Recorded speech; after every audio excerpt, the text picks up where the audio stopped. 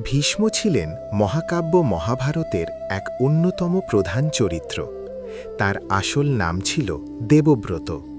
তার পিতা ছিলেন হস্তিনাপুরের রাজা শান্তনু। মাতা ছিলেন দেবী গঙ্গা। পুরাণ কথা অনুযায়ী ৮ জন বাসু ঋষি বশিষ্ঠের অভিশাপে মানব জন্ম লাভ করেন। সেই ৮ বাসুর একজন ছিলেন দেবব্রত।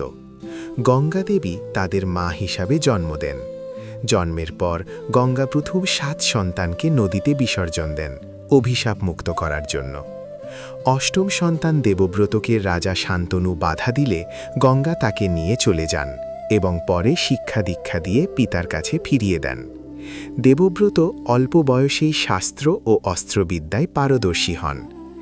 একসময় রাজা শান্তনু মৎস্যকন্যা সত্যবতী এর প্রেমে পড়েন, কিন্তু সত্যবতীর পিতা শর্ত দেন যে সত্যবতীর সন্তানই হবে ভবিষ্যতের রাজা। দেবব্রত পিতার সুখের জন্য সিংহাসনের অধিকার ত্যাগ করেন। শুধু তাই নয়, তিনি প্রতিজ্ঞা করেন যে তিনি কোনোদিন বিবাহ করবেন না, আজীবন ব্রহ্মচর্য পালন করবেন। এই কঠোর ও ভয়ঙ্কর প্রতিজ্ঞার জন্য দেবতারা আকাশ থেকে ভীষ্ম নাম দেন। সেই থেকে দেবব্রত ভীষ্ম নামে পরিচিত হন।